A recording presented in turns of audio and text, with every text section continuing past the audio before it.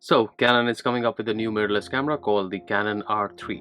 Now where does this camera fit into the entire Canon's mirrorless lineup? To understand this, let's go back into the history during the 90s era of film cameras when Canon had the top of the line 1 series, the 5 series and a 3 series which slotted perfectly in between them. At that point of time, the 3 series camera was a phenomenal groundbreaking camera because the Canon 3 had the eye autofocus, even though it was a bit crappy at that point of time, but it was pretty ahead of its time. In conjunction to the same, I have been seeing that in the DSLR world of Canon, there has always been the 1D series, the top of the line, the King series, the 5D series.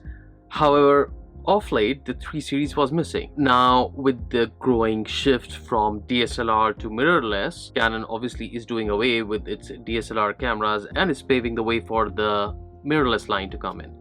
And with that, we have the R5.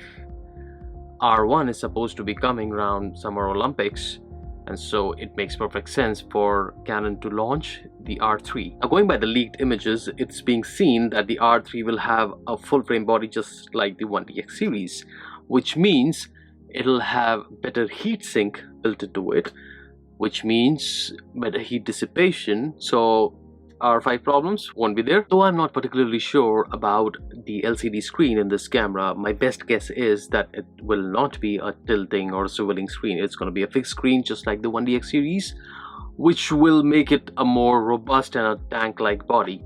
But then, will this camera uplift the Canon's image, which has been devastated by Sony's cameras and the Sony's monsters which are coming out every quarter now? In my opinion, I don't think so. I don't think that the Canon R3 is going to put a dent to Sony's sales. In fact, what I feel is that it's going to add more towards Sony's sales, because gone are the days when camera companies benefited from the revenues coming in from the professional photographers or the sports shooters or magazine shooters who were buying those heavy bodies and big ass lenses.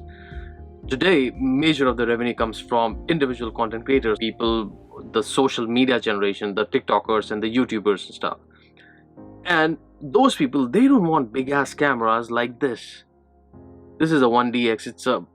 This camera with the 2470, it weighs 2.5 kilos. And I only use this camera when I'm doing a professional fashion photo shoot.